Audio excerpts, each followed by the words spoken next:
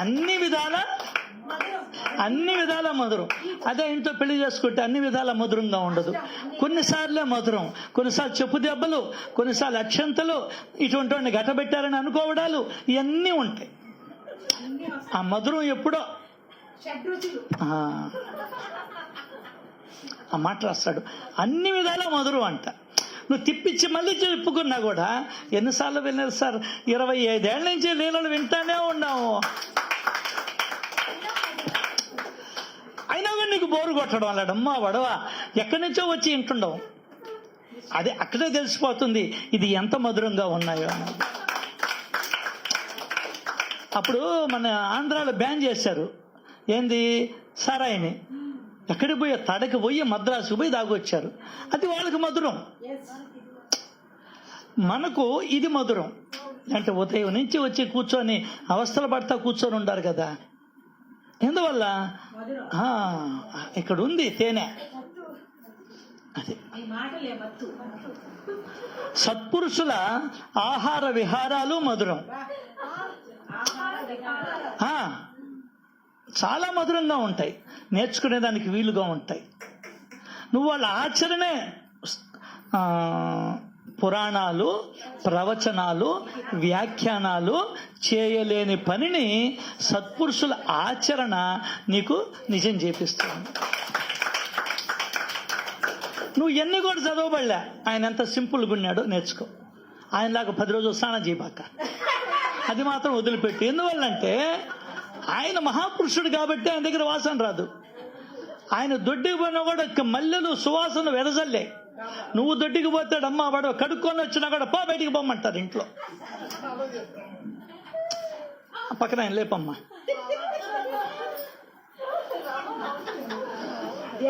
అదే సత్పురుషుల ఆహార విహారాలు మధురం. విహారం అంటే ఆయన ఏం పోయేవాడు, లెండి తోటకి. ఆ లెండి తోట నువ్వు పాట పాడుకుంటుంటివే, నెమ్మది నెమ్మది నెమ్మదిగా కదిలాడమ్మా సాయి. విహారం మధురమేగా. ఆహారం ఏం చేస్తాడు, నేరుగా పోయాడు, 4 ఏళ్ళకి తీసుకొని వచ్చాడు, అక్కడ వేసినాడు. కొలంబోలో పక్షులు తిన్నాయి, కాకులు తిన్నాయి, కుక్కలు తిన్నాయి, పిల్లులు తిన్నాయి, అన్ని మూతి పెట్టినాయి. 10 మనిషి కూడా కొన్ని ఎత్తుకోపోయింది. ఆమె ఇంకా మధురం. రే పిల్లి తిన్నాదే, కాకి తిన్నాదే, కుక్క తిన్నాదే, నేనెట్ట రొట్టె ఎత్తుకోపోతే అనలా. లేదు, ఆలోచనే లేదా 10 మనిషికి. ఆమె కూడా రొట్టెలు తీసుకోపోయి ఇంట్లో తిన్నారు. అర్థం కాదా, బాబానే తినంగా నాకేమే. ఇంకా అక్కడ బాబా ఇరుక్కోపోయాడు. ఓయమ్మా నాకేదన్నా, ఈ పిల్లకి ఏదన్నా అయితే బాబా నన్ను ఏదో ఒకటి చేసేస్తాడని చెప్పి రిపోర్ట్ ఇస్తారని, నీకేం కాదు బో అన్నాడు. ఆమెకేం కాలే పని ఆమెకి. సో సాయిబాబా యొక్క ఆహార విహారాలు అంతేనా? మా అమ్మ చెప్పింది, ఇంకా గొప్పగా చెప్పింది. సాయిబాబా మధుర మనోహరమూర్తి, వారి మధుర మోహన రూపాన్ని, మధుర మందహాస వదనాన్ని, మధుర దరహాసాన్ని, మృదు మధుర ప్రవచనాలను, మధుర ఉపదేశాలను, మధుర బోధనా పద్ధతిని, మధుర సంభాషణ విధానాన్ని, మధుర హాస్య వినోదాలను, మధుర ప్రేమామృతాన్ని ప్రవహింపజేసే మధురమై శ్రీ సాయి సచ్చరిత్ర.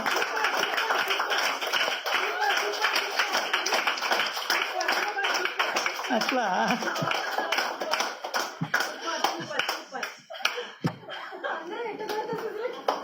ఆహార విహారాలు మధురం.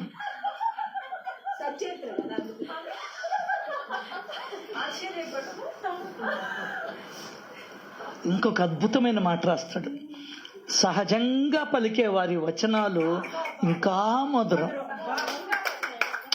సహజంగా పలుకుతాడు, మనం అరువు తెచ్చుకొని మాట్లాడాల.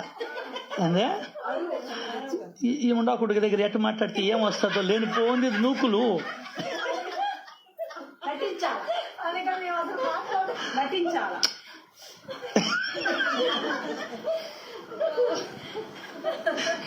దీని దగ్గర ఒకటి మాట మాట్లాడితే ఊరంతా చెప్పేస్తుంది, నాకు డబ్బులు వచ్చినాయి, అక్కడ చిక్కినాయి అని చెప్తే మా ఆయనకి చిక్కినాయంట, మా ఆయనకి చిక్కినాయంట అని ఊరంతా చెప్తాడు, వాడు చెప్పడు.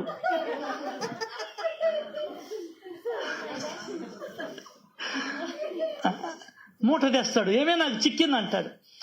చిక్కిందా, ఏం చిక్కిందంటే అక్కడ నల్లగా ఒక పిల్ల ఉంటది, దారిలో పోతుంటే ఎవరు వదిలేస్తున్నారు ఆ పిల్లని, ఇది తెచ్చేనా చిక్కిందంటే ఎక్కడ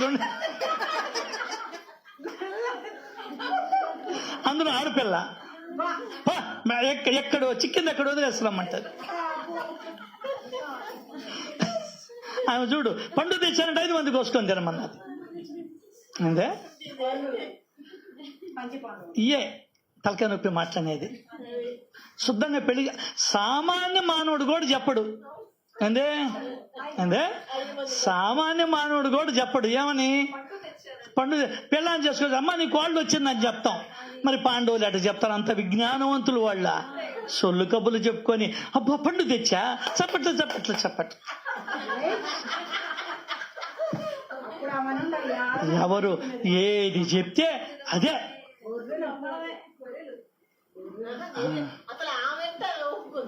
అసలు జరిగితే కదా ఒప్పుకునేదానికి. నువ్వు అదే అయ్యే పట్టుకోండి మీరా చెప్పి చెప్పి మీరు విని విని మా మెదడులో కూడా అయ్యే దూర్చి దూర్చి దూర్చి ఇంకా సందు లేకుండా చేసేస్తారు. ఆలోచించే దానికి కూడా సందు లేదు. ఇల్లు కొనుక్కుంటాం, ఇంటి నిండా సామాన్య నడవాలంటే ఆ బల్లనిట దొయ్యాలా, ఈ బల్లనిట దొయ్యాలా.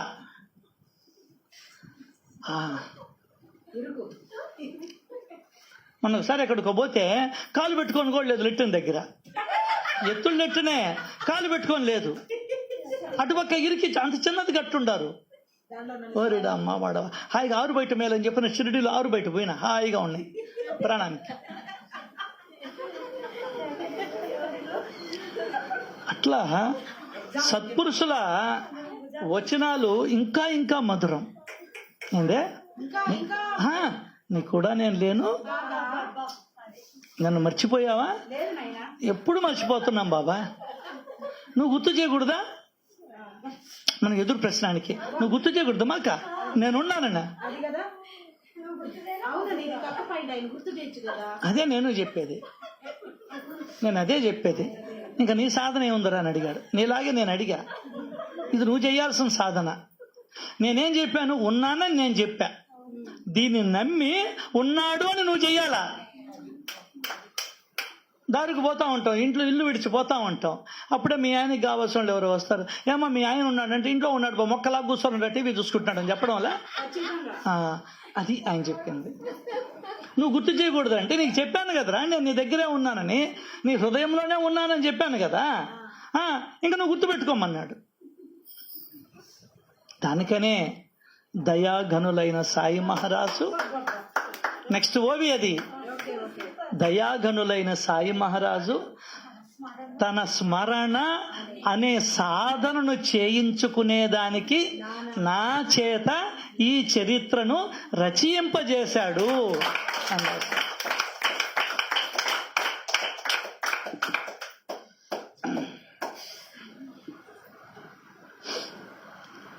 ఇది కేవలం వారి జీవిత చరిత్ర కాదు. ఏందే ఆయన జీవిత చరిత్ర కాదు, ఆయనని గుర్తుకు తెచ్చే చరిత్ర. ఏందే ఆయనని గుర్తుకు తెచ్చే. ఎందుకు గుర్తుకు తేవాలి? మనం మంచి మార్గంలో వెళ్ళాలి కాబట్టి. ఎందుకు గుర్తుకు రావాలి? ఆయన మన దగ్గర ఉన్నాడు అని తెలియజేసేదానికి ఇది. అది రాస్తాడు ఇక్కడ. ఇది కేవలం వారి జీవిత చరిత్ర కాదు. దయాగనులైన సాయి మహారాజు భక్తుల కొరకు తమ స్మరణ అనే సాధన చేయించడానికి. సాధన అంటే ఏంది ఇక్కడ చెప్పేశాడు. భగవంతుణ్ణి తలుచుకోవడమే సాధన.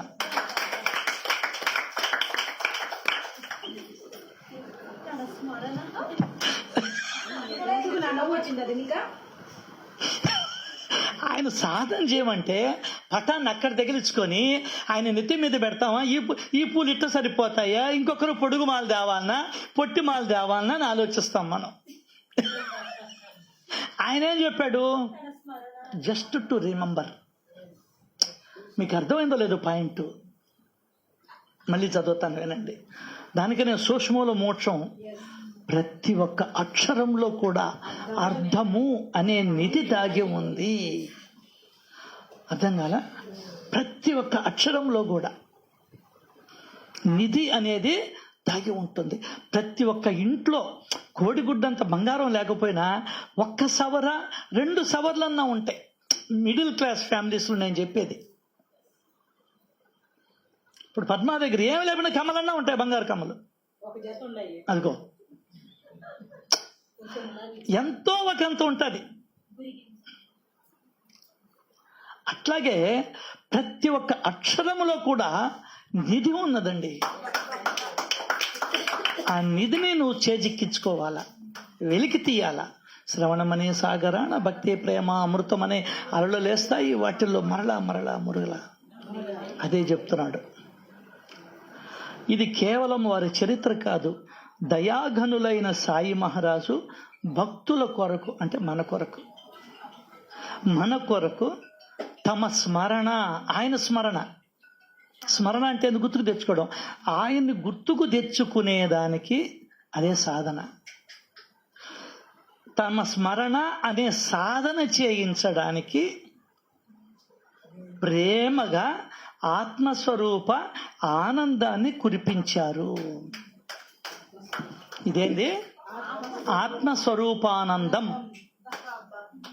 ఆత్మస్వరూపానందం దీని పేరు. అది లెక్క. భక్తుల కొరకు తమ స్మరణ, ఇది ఆయన జీవిత చరిత్ర. ఆయన జీవిత చరిత్ర ఎందుకు మనకు ఇచ్చాడు అంటే ఆయనని గుర్తుకు తెచ్చుకునేదానికంట. నువ్వు చూడంగానే ఇది మా అమ్మగారు ఇచ్చారండి,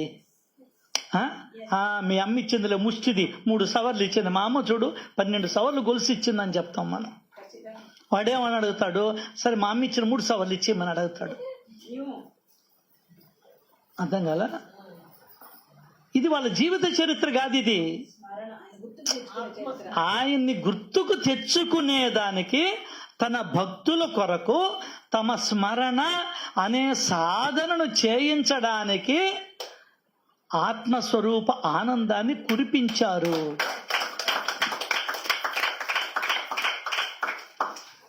ఆత్మస్వరూపం అంటే ఎవరు? బాబా. ఈ కథలు చదివితే నీకు ఆనందమే. ఆనందం అంటే ఏంది? డబ్బులు వస్తే లేదా వస్తువులు వస్తే, ఎర్రటి మొగుడు చిక్కితే అది సుఖం. ఆ ఎర్రటి మొగుడు మీద 4 రోజుల తర్వాత యాసిడ్ పోస్తే దుఃఖం.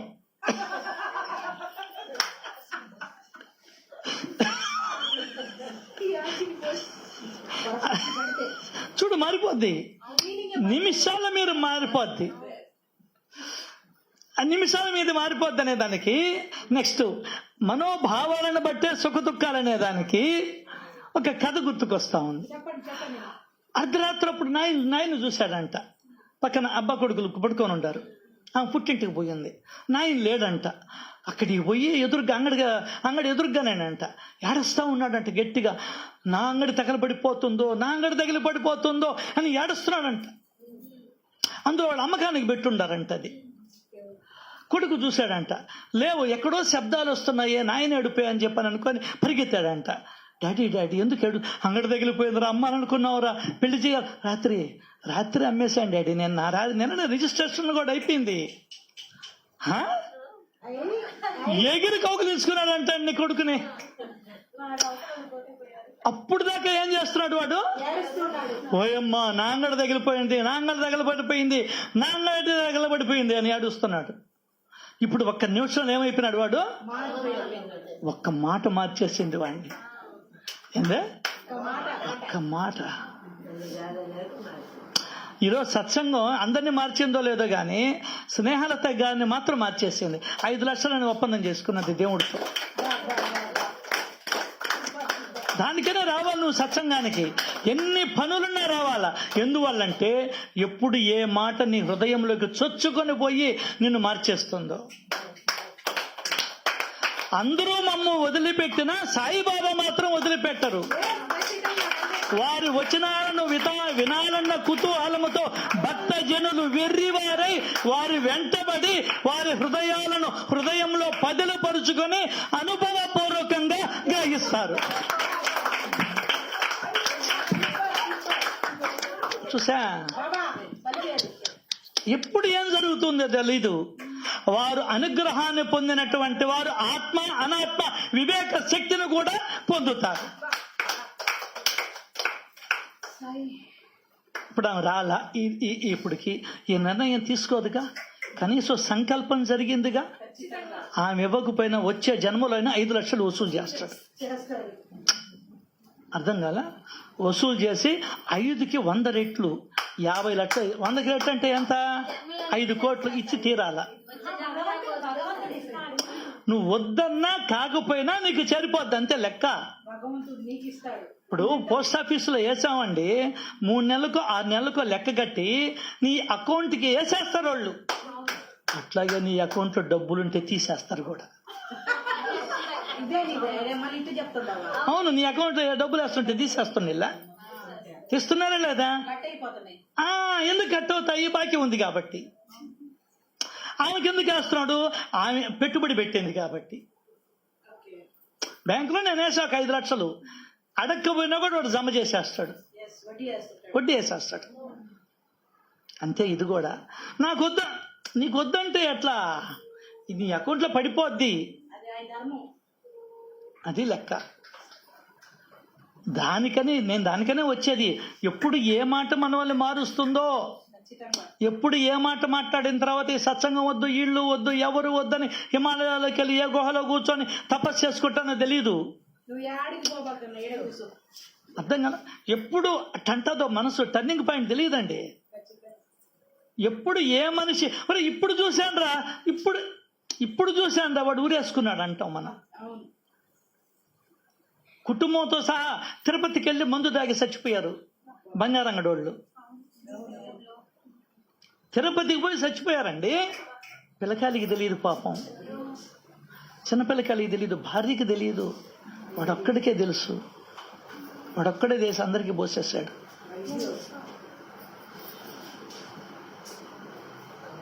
ఏంది జీవితం?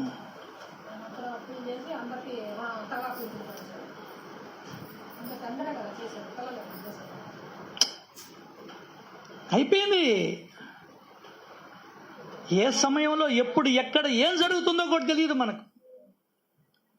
కాబట్టే అనవరతము సత్సంగాలలోనూ సత్కథా శ్రవణంలోనూ ఉన్నటువంటి వారు ధన్యభాగ్యులు అని చెప్పింది. ఎప్పుడు మారుతాడో తెలియదు మనిషి. వినంగా వినంగా మార్పు రావచ్చు, రాకపోవచ్చు, రావచ్చు, రాకపోవచ్చు. ఇప్పుడు 60 ఏళ్ళ కింద రాలా, రేపు 8వ ఏళ్ళ నుంచి ఇంట వస్తుంది ఖచ్చితంగా. చెప్పాడు కదా రామకృష్ణ వరస, నువ్వు బీజాలు వేసుకుంటుండవు. బీజం పడింది, నేల మీద పడింది అంటే నేలలోకి వెళ్ళి భూమిని చీల్చుకొని వస్తుంది పైకి మొక్క. భూమి ఎంత కఠినంగా ఉంటుంది తెలుసా? భూమి చాలా కఠినం, గడ్డ పారేస్తే గానీ దిగదు. అటువంటి భూమిని కూడా ఇంత విత్తనం చీల్చుకొని పైకి వస్తుంది మొక్క. రేపు ఇవన్నీ అలవర్చుకుంటే ఈ జన్మలో నీకు వీలు కాకపోయినా వచ్చే జన్మలో మీ నాయన్ని, మీ భర్తని, నీ కొడుకుల్ని తీసి దెబ్బలో కొట్టి ఇట్ట అంటావు నువ్వు. లెక్క చేయవు అసలు. ఇదంతా నీకు రేపటి జన్మకు ఉపయోగపడుతుంది. నీ సంకల్పాన్ని బట్టి, నువ్వు నిర్ణయం తీసుకునే దాన్ని బట్టి, నీ ఆలోచనను బట్టి. ఎవరిని లెక్క చేయవు అప్పుడు. ఆ ధైర్యం ఒక్కడు కట్టుకో. భయపడతా చచ్చాడు, కప్పగా పుట్టాడు. మనమైనా అంతే, భయపడతా ఉంటే కప్పలమే. కాబట్టి చిన్న అలికిడి అయినా కూడా వెళ్ళిపోదు కప్ప. అసలు బయటికి రాదు కప్ప. మనమన్నా బయట తిరుగుతున్నాం. నువ్వు భయంతో కానీ చచ్చిపోతే కప్పలాగా వచ్చేస్తావు. తమాషా కదండి. గరుడు పురాణం చదవండి, తెలుస్తుంది. దానివల్లే అలికిడి. కుక్క కదలమన్నా కదలదు. ఇక్కడ కుక్కలు ఎత్తుకుని హోయ్ హోయ్ అన్నా కూడా మన వల్ల హోయ్ హోయ్ అంటాయి.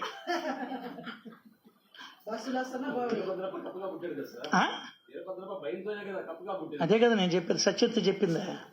భయంతో పోయావా? నువ్వు భయంతోనే చచ్చిపోయినా కూడా నువ్వు కప్పగా పడతావు. ఎందుకు భయపడాలి? శరీరం పోయేది, ఆత్మ పోవడం లేదుగా.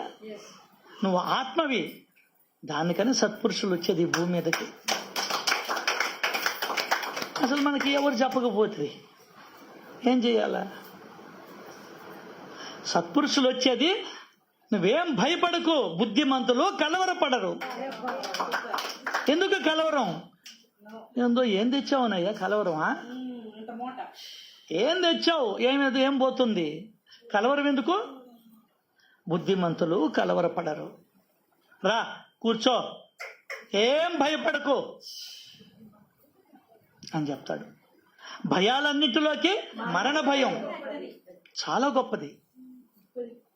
ఎందుకు చాలా గొప్పదంటే నువ్వన్నిటితో పాశాలు ఏర్పరచుకొని ఉండవు, దానివల్ల అది భయం. ఇంట్లో ఒక 10 లక్షలు పెట్టుకుంటే భయం. అసలు అప్పుడు దాకా భలే జరుగుతుంటావు నువ్వు. నేను ఒకసారి స్కూటర్లో పోతా, ఒక 4 లక్షలు ఎవరో ఇమ్మన్నారు, అది పెట్టుకున్నా, భయం వచ్చేసింది. చూడు, ఏమిలా అక్కడ ఏమీ జరగల. పోలీసులు పట్టుకుంటారేమో, కాగితాలు తీయమంటారేమో, డిక్కీ ఎత్తమంటారేమో, ఈ 4 లక్షలు ఎక్కడదని అడుగుతారేమో. చూసావా?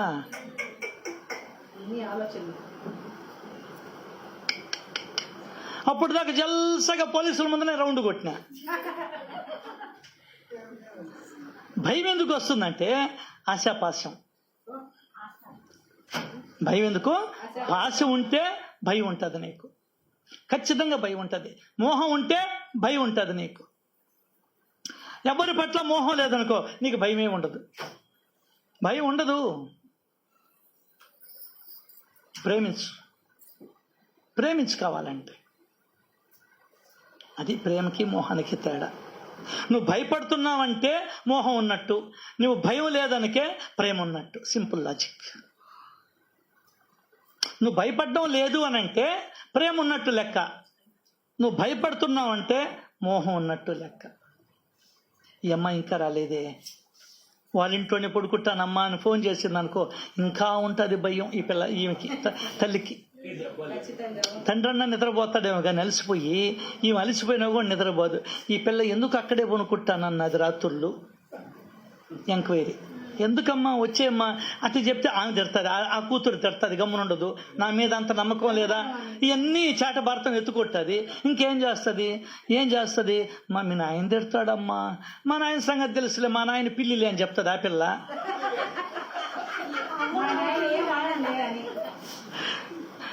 ఎన్ని బాధలోనండి జీవితం,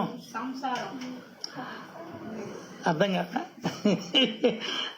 ఇది ఒకదగది సంసారం ఏందే. ఆ దారం అన్నా ఒకనాటికి తెగిపోద్దాము కానీ వెంకటేశ్వరం కట్టిన దారం ఇది అసలు తెగదు. ఎప్పటిదాకా 432,20,00,000 సంవత్సరాల దాకా ఈ దారం తెగదు.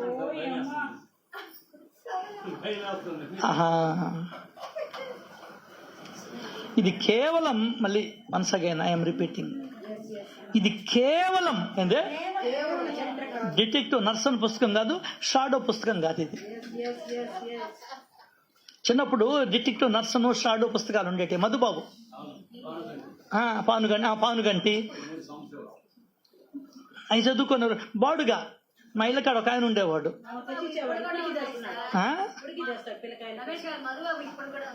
ఉందా? ఊరే ఉన్నాయా? రేపు వస్తాయి అయితే.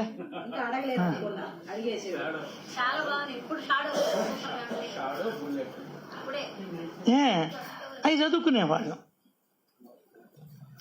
అది వేరే, ఇది అట్ట కాదు. ఇది ఈ చరిత్ర, ఇది కేవలం వారి చరిత్ర కాదు. ఏదోలే పారాయణ చేసుకుని వెళ్ళిపోదాము అది కాదు. ఇది కేవలం వారి చరిత్ర కాదు. మరి ఏంది ఇది?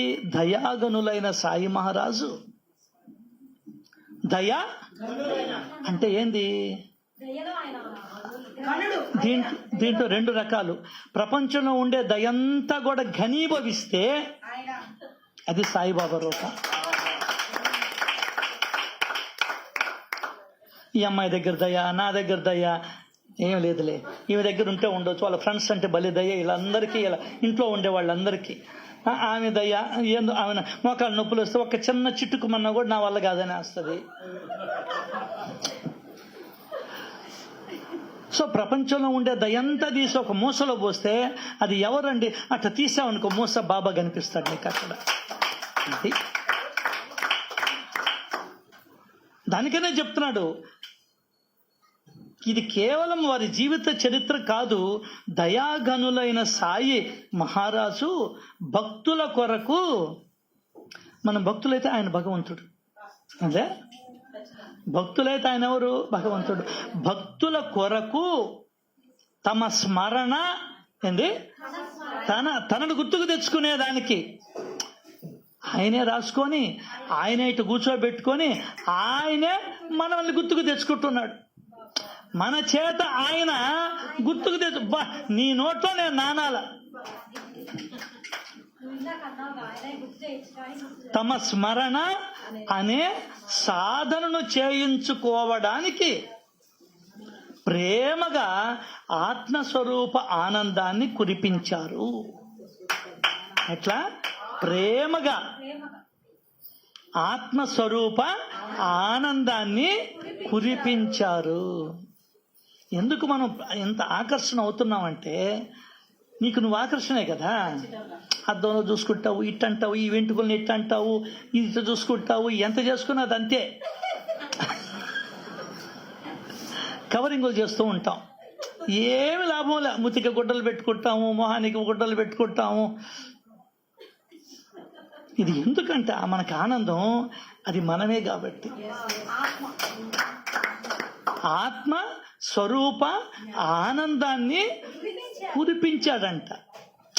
వర్షం కురుస్తుంది అంటాం, అదే బకెట్లో నీళ్లు గారుతుంటే నీళ్లు కురుస్తున్నాయని చెప్పం, వర్షానికి మాత్రమే కురుస్తుంది అంటాం. అర్థమైందా? అట్లా ఆయన ఆత్మ ఆనంద రసాన్ని ఈ చరిత్ర ద్వారా నువ్వు ఆనందంగా ఉండి నేర్చుకునేదానికి ఆయన కురిపించాడట. దీంట్లో దేనికి? ఆయన స్మరణ చేసుకోవాలా. ఆయన స్మరణ చేసుకుంటే ఏమో, ఆయన స్మరణ అంటే ఏంది? ఈ పుస్తకంలో ఎక్కడ ఏది చదివినా బాబా స్మరణ. ఏ లేలు ఎత్తుకో, దాంట్లో బాబా లేకుండా లేలు ఉండదు. ఏందే? బాబా లేకుండా లీల ఉండదండి. ఆయన మాట ఉండాలి, ఆయన లీల ఆయన ఉండాలి, ఆయన ప్రధాన పాత్ర ఆయనే. భాగవతం అంటే కృష్ణుడు. అట్లా ఇక్కడ ఏంటంటే తమాషా, ఇప్పుడు మనకు ప్రతి ఒక్క రూపాయి నోటు కాడి నుంచి 1000 రూపాయల నోటు దాకా ఎవరి సంతకం ఉంటుంది? ఆర్బీఐ గవర్నర్ సంతకం ఉంటుంది. ప్రతి ఒక్క దాని మీద ఉంటుంది సంతకం. అట్లాగే ప్రతి ఒక్క లీలలోనూ ఈయన ప్రధాన పాత్రధారి. అసలు అంతా ఆయన చుట్టూనే తిరుగుతూ ఉంది ఇది.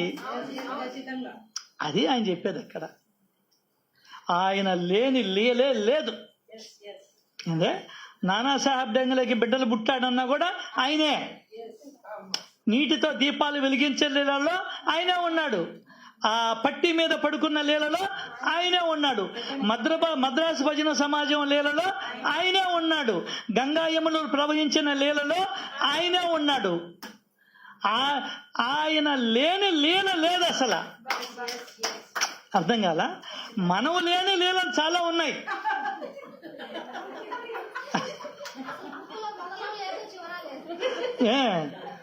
ఆయన లేని లీల లేదు. ఎందువల్లంటే ఆఖరాకి బాయాజమ్మ అన్నం ఎత్తుకోపోయిన దాంట్లో కూడా ఆయన ఉన్నాడు. అర్థం కాదా? తాత్య ఇంట్లో పడుకోకుండా ఉన్న దానికి కారణం కూడా ఈయనే. ఈయన ఉన్నాడు దాంట్లో. ఈయన ఉన్నాడు కాబట్టి అతని ఇంట్లో పడుకోవాలి. ప్రతి గురువారం రోజు మార్చి రోజు ఈయన కేంద్రంగా చేసుకునే వాళ్ళకి ఉత్సవం, చావుడి ఉత్సవం జరిగేది. ఆ మేకను వధించే లీలలో ఈయన ప్రధాన పాత్రధారి. ఏ లీలైనా చూసుకో, వాడు చెప్తాడు సిద్ధార్థ, నా జీవితంలో నేను లేని డాడీ, నువ్వే ఉన్నావు డాడీ అంటాడు. అర్థం కాల? అట్లా ఆయన లీలలు కాబట్టి ఆయన ఉంటాడు. ఇంట్లో మీ లీలలు కాబట్టి మీరుండరు మీ లీలల్లో.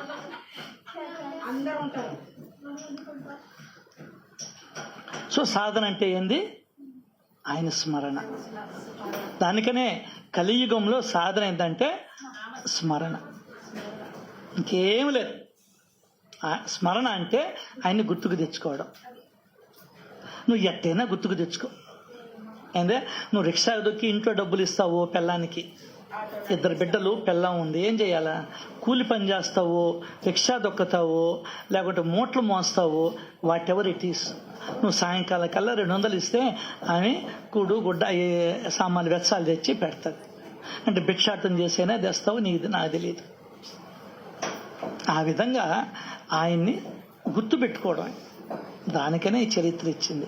ఇప్పుడు అంతా మనం ఆయనే కదా గుర్తుపెట్టుకున్న పొద్దుటి నుంచి ఇప్పుడు దాకా. పాటల్లో కూడా ఆయనే కదా ఉండేది. నెమ్మదిగానే పాటలు కూడా ఎవరున్నారు? ఆయనే ఉన్నాడు.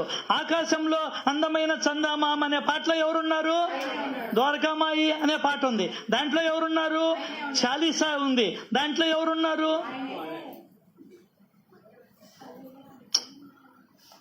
అర్థం కాల. ద్వారకలో కన్నయ్య ఆ పాటలో ఎవరున్నారు? ఆయనే ఉన్నాడు. అన్నిట్లో ఆయనే ఉన్నాడు. అంతేనా? సర్వజీవుల్లోనూ ఆయనే ఉన్నాడు. అంతేనా? చర అచరాలలోనూ ఆయనే ఉన్నాడు. నీ దృష్టి ఎక్కడ పడితే అక్కడ ఆయనే ఉన్నాడు. నువ్వు ఏదనుకుంటే అది దేవుడే. ఇంకా సింపుల్గా వెళ్ళిపోతే నువ్వు ఏదనుకుంటే దేవుడే. అంతా నీ మనోభావాల మీద ఆధారపడు. దేవుడు ఉన్నాడో లేదు, నీ భావమే దేవుడు. భావాలే దైవ స్వరూపాలు. కౌటిల్యుడు రాశాడు ఈ వాక్యాన్ని. ఎవరో కౌటిల్యుడు రాశాడు, నీ భావాలే భగవత్ స్వరూపాలు. ఫినిష్, అయిపోయింది.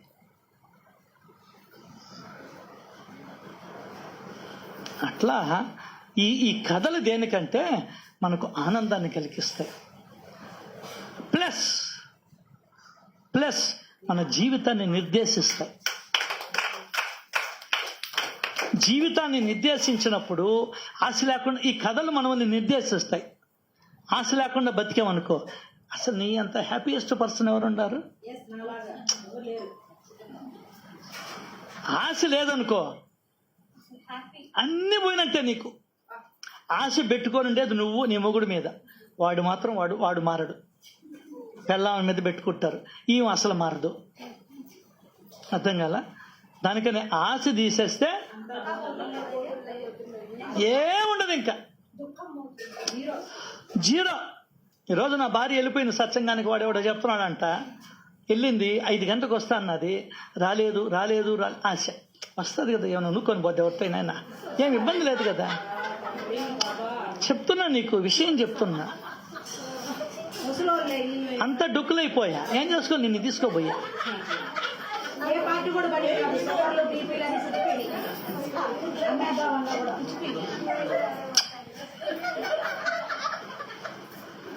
అసలు దడుచుకోకుండా సస్తారు లేకుండా. అక్కడ ఆశ ఉండింది, ఫోన్లు చేస్తుంటాడు. ఇక్కడ వీళ్ళు నేనేమన్నా అంటానని చెప్పని ఒక పక్క గట్టిగా పెట్టుకొని ఉంటారు.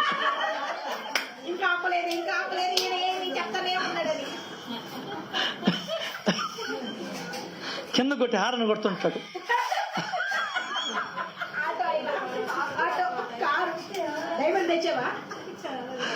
సో అది సింపుల్ లాజిక్ అండి. నువ్వు హ్యాపీగా బతకాలంటే ఆశ వదిలేసి, ఏది జరిగినా మన మంచికే అనుకో. ఆశ వదిలేస్తే నీ అంత హ్యాపీయెస్ట్ పర్సన్ ఇది దేని వల్ల తెలిసింది, దీనివల్ల తెలిసింది.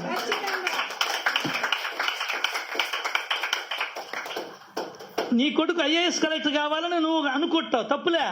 ఆ ఆశ పెట్టుకున్నావు అనుకో, వాడు ఖచ్చితంగా బికార్ అవుతాడు.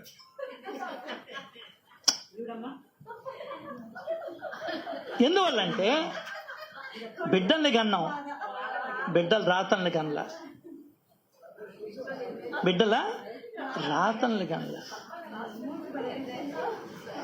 అర్థమైందా? ఎవడ అదృష్టం ఎటు ఉందనండి, ఎవరి అదృష్టం ఎట్టుండో తెలియదు. ఏమీ లేనాడు పైకి వెళ్ళిపోవచ్చు, అన్నీ ఉన్నాడు కింద పడిపోవచ్చు. ఓడలు బండ్లు అవుతాయి, బండ్లు ఓడలు అయిపోతాయి. అదే కాబట్టి ఇవన్నీ జీవన సూత్రాలు. ఆత్మానంద రసాన్ని ఆయన వర్షింపజేశాడు. అంతేకాదు ప్రవృత్తి మార్గ విషయాలను చెబుతూనే వారు నివృత్తి మార్గంలో ప్రవేశపెడతారు. ప్రవృత్తి మార్గంలో మనల్ని పంపిస్తూనే వారు నివృత్తి మార్గంలో ప్రవేశపెడతారు. ప్రవృత్తి మార్గం అంటే ఏంది, నివృత్తి మార్గం అంటే తెలిస్తే కదా మనమా. ఇప్పుడు నువ్వు చేసే పని నువ్వు చేస్తూనే దాన్ని నివృత్తి ఎట్లా చేసుకోవాలి? నేను చేయడం లేదు, బాబా శక్తి చేత చేయబడుతుంది అంటే అది నివృత్తి మార్గం. అంటే నేను నెత్తినేసుకోకుండా ఉండడం. ఏందే? నేనుని నెత్తినేసుకోకుండా ఉండడం. దానికనే ఆసన్నా పోవాలా, ఈ నేనన్నా పోవాలా. ఈ రెండు పోయినోడు సుఖపడతాడు. ఏందే? ఈ రెండు లేనోడు అత్యంత ఆత్యంతిక సుఖాన్ని అనుభవిస్తాడు. ఇది గుర్తుపెట్టుకోవాలి మనం. ఈ నేను పోయిందనుకో రాత్రులు నేను ఉండదు, ఆశ ఉండదు. రాత్రులు మనం పడుకున్న తర్వాత ఎప్పుడు అది కూడా ఆలోచిస్తూ పనుకున్నా ఈ నేను పోద్ది, ఆశ ఉండదు. అప్పుడు నువ్వు హాయిగా పడుకుంటావు. నీ మెదడు ఆలోచించి ఆలోచించి ఆలోచించి ఆలోచించి ఆలోచించి ఇంకా దానికి ఓపిక లేక అటు పడిపోతుంది. అప్పుడు నీకు నిద్ర వస్తుంది. ఇంకా ఆలోచించేది ఎంతకాలం అని పనిచేసిన వాళ్ళకి కూడా ఎంతకాలం అని పనిచేస్తారండి. లాస్ట్కి చేయలేక విసుగు బట్టి ఎక్కడి డబ్బాన్ని అక్కడ బండోకి కూర్చుంటారు. నాకు చిల్లరం కట్టినప్పుడు అప్పుడు ఒక్కడనే వ్యాపారం విసుగు పుట్టేది. కొండి అని చెప్పిన గమ్మున కుర్చీలో కూర్చునేవాడిని. అమ్మాయి నువ్వు ఒక్కరివియ్యమ్మా అని అది అమ్మాయిని ఏం చేస్తావు శక్తి లేకపోతే. అట్లాగే నీ మెదడు కూడా ఈ లౌకిక విషయాల పట్ల ఆలోచించి మళ్ళీ సాధించేదేమన్నా ఉంది అంటే ఏం లేదు, జీరో. కాబట్టే ఒక మంచి పుస్తకం చదువుకో, భలే నిద్ర వచ్చేస్తుంది. ఏందా? నీకు ఒకటే విరుగుడు, నువ్వు సచరిత్ర కానీ బట్టావనుకో గ్యారంటీగా నిద్ర వచ్చేస్తుంది.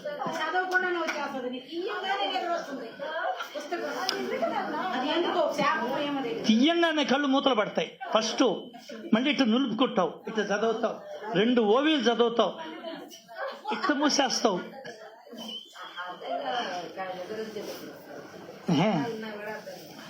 నీవు ఇంకేమీ లేదు. దానివల్లే పోయా చదువు. నీకు నిద్ర పట్టకపోతే అవి పెట్టుకోమంటారు. అదే ఆలోచించేవాడికి అసలు నిద్ర పట్టదు సచిత్రను గురించి.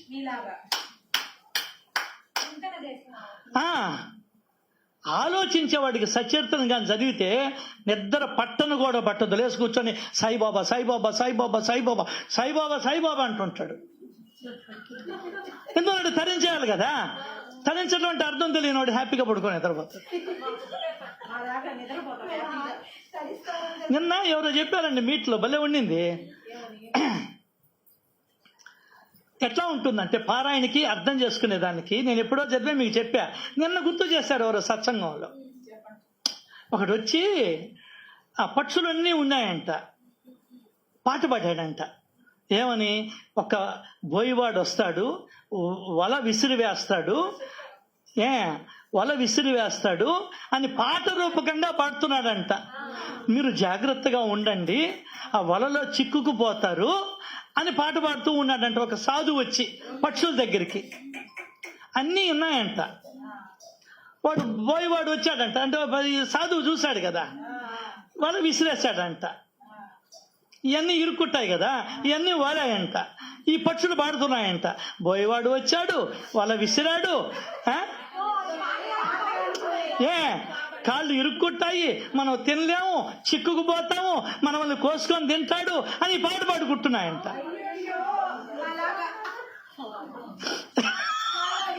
వాడు సూచన చేసిపోయాడు పక్షులకి సాధువు. ఒరే మీరు 10 మంది ఉన్నారు, ఏదో అక్కడ జల్లు లాగుండారు పక్షుల్లారా, మీరు ఇది ఇండైరెక్ట్ గా చెప్పేసిపోయాడు. పక్షులు బోయేవాడు వస్తున్నాడు, వాళ్ళు విసిరేస్తున్నాడు, నూకలు జల్లుతున్నాడు, దాంట్లో ఇరుక్కుంటే మళ్ళీ రాలేరు, మిమ్మల్ని కోసుకొని తినేస్తాడు అన్ని పాట పాడుతూ పోయాడంట. ఇవన్నీ ఉన్నాయి. ఇవి కూడా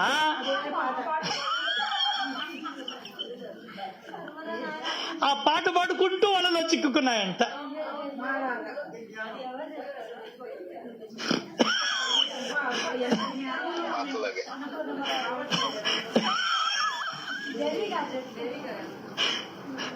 అట్లా నేను ఎప్పుడో చదివా ఇది. మళ్ళీ సాధు వచ్చాడంట. పిచ్చి మొహాలారా, ఎందుకు నేను చెప్పింది మీరు ఇరుక్కుంటారని చెప్తే ఆ పాటలోని భావాన్ని గ్రహించకుండా మీరు శుద్ధంగా ఇరుక్కొని పాట పాడుతున్నారే, ఇంకొకరిసేపు కోస్తాడులే మిమ్మల్ని, వస్తున్నాడులే వెనకాల మా మామ అని చెప్పాడంట. అయ్యా రక్షించు రక్షించు, లే ఈ జన్మకి ఇదే, వచ్చే జన్మలో నీకు గుర్తుండాలా. పాట పాడుకోవడం కాదు, పాటలో ఉన్నటువంటి అర్థాన్ని తెలుసుకోవాలి.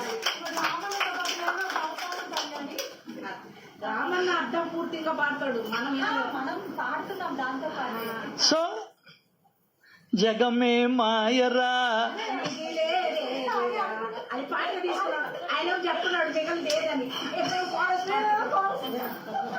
కొరసు పలకండి కొరసు పలకండి అని పలికేది. మీకు ఒక దండం నాయన. అట్లా ఇది పారాయణ పుస్తకం అయిపోయింది. ఆ పక్షులు మనం ఒకటే అయిపోయినాం.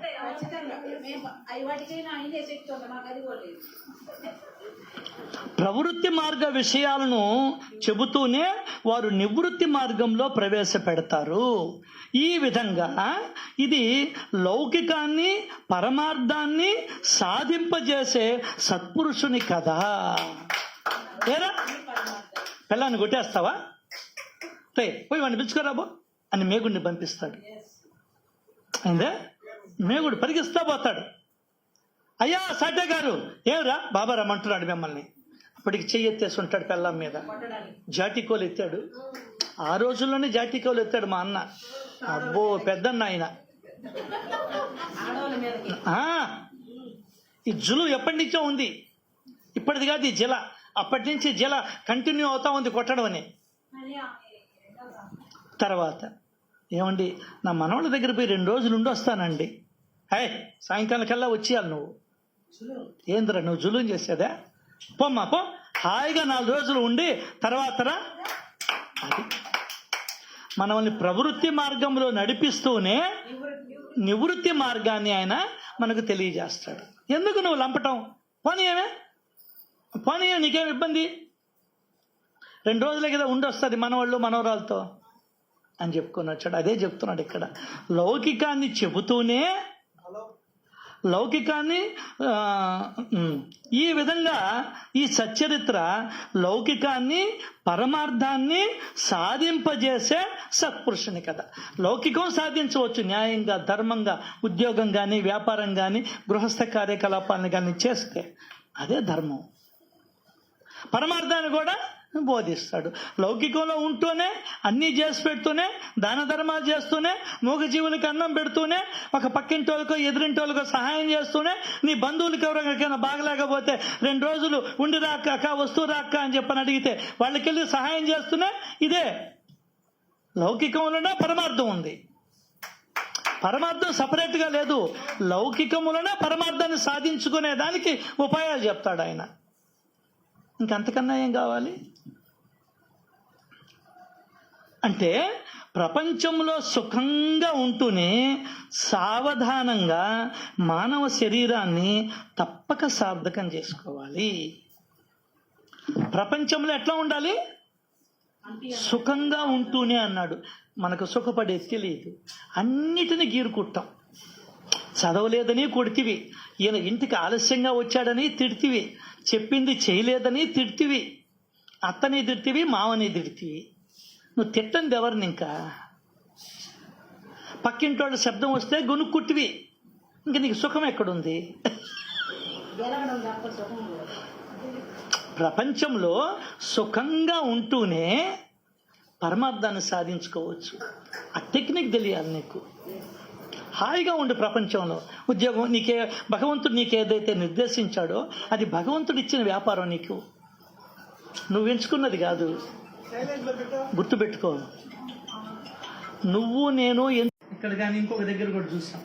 అమ్మా అయ్యా, నువ్వు ఎప్పుడు ఎండలో ఉంటుండవు, వద్దు, నీకు నీడ ఉండే ప్రదేశం చూపిస్తా, నువ్వు రా.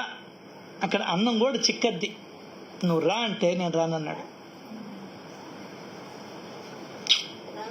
ఈ ఎండలోనే ఉంటాడు, ఈ ఎండలోనే బొనుకుంటాడు. ఆమె అట్టాగే తిరగద్దు, ఆమె కూడా అమ్మా నీకెందుకు ఈ వయసులో 80 ఏళ్ళు, నువ్వు వద్దురా అమ్మ, తిరగబడలే, నువ్వు అక్కడుండు, మేము తెచ్చిస్తాను నీకు 3 పూట్ల అన్న.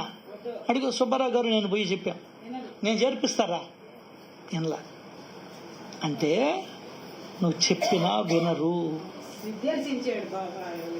నీకు ఆ పని అంతే లెక్కది. మరి దేవుడే ప్రయత్నించి ఆగిపోయినాడు, తెలియదు ఆయనకే. ఈయన దేవుడు అంటారు కదా, ఎవరు, పుట్టపర్తి సాయిబాబాని అందరినీ పిలిచాడు. అనంతపురం ఆయన దగ్గర ఉండే దగ్గర 200 చిల్లర మంది భిక్షగాళ్ళు ఉన్నారు.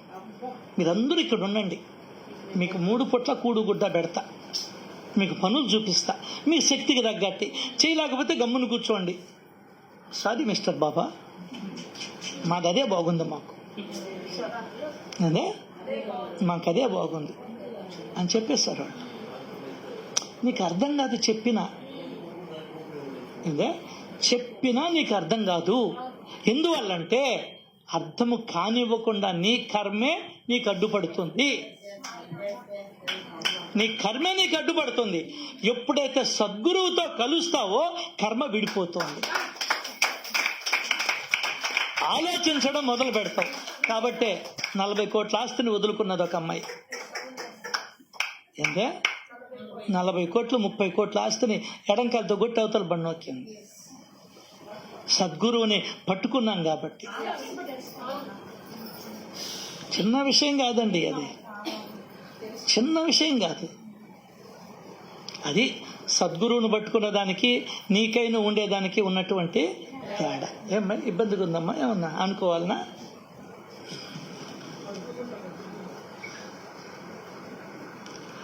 అనేక జన్మల పుణ్య ఫలంగా ఆశించకుండానే జీవుడికి మానవ శరీరం లభిస్తుంది. నిజంగా మనం అంత దూరం ఆలోచించం, కానీ మనం ఆనందంగా ఉండేదానికి, హాయిగా ఉండేదానికి, సుఖంగా ఉండేదానికి, మంచి విషయాలు మాట్లాడుకుంటూ ఉండేదానికి మానవ జన్మ కన్నా ఉత్తమమైనది ఏదీ లేదమ్మా. ఇంకా ఇప్పుడు నువ్వు వీళ్ళందరూ నా వాళ్ళు అని అనుకునే దానికి ఏం పెట్టుబడి పైసా లేదమ్మా. వీళ్ళందరూ నా వాళ్లే, నా బిడ్డలే. ఒకరు అక్క, ఒకరు తమ్ముడు, ఒకరు చెల్లెలు, ఒకరు అన్న, వీళ్ళందరూ నా వాళ్ళే. వీళ్ళెవరు మనకందరికి మూతులు ఒకటే, కోతులు ఒకటే. కోతులకన్నీ మూతులు ఒకటే అని స్వామి చెప్తారు. మనకందరికి మూతులు ఒకటే, తల రంగులు వేరుండొచ్చు, అది తీసి అవతల పండుగకు మనమంతా ఒకటే. ఈ భావంలోకి రావడమే ఆధ్యాత్మికత అంటే. కానీ వేరు వేరు అనుకుంటున్నాం మనం. ఆయన ఒక్క మాటను తలుచుకున్నా నువ్వు తరించిపోతావు.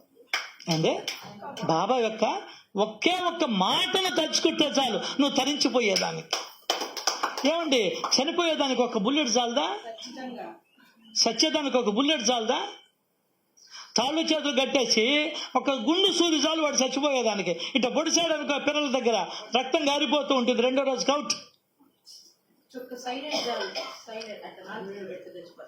అర్థమైందా? ఒక్క మాట చాలు.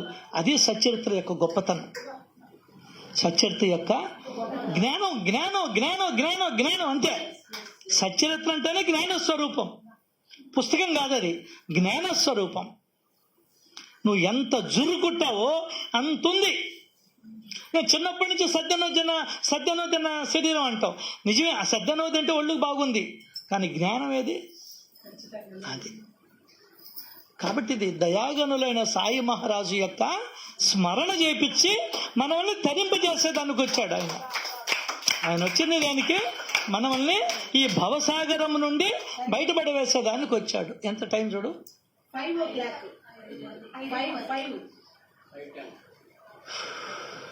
మట్టి ఏమన్నా ఇవ్వకూడదా? పెట్టుండారా? ఇచ్చేసి ఇచ్చేయమ్మా. నాదేమో ఈ బండి పోతా ఉంటుంది, గుడ్స్ బండి పోయినట్టు.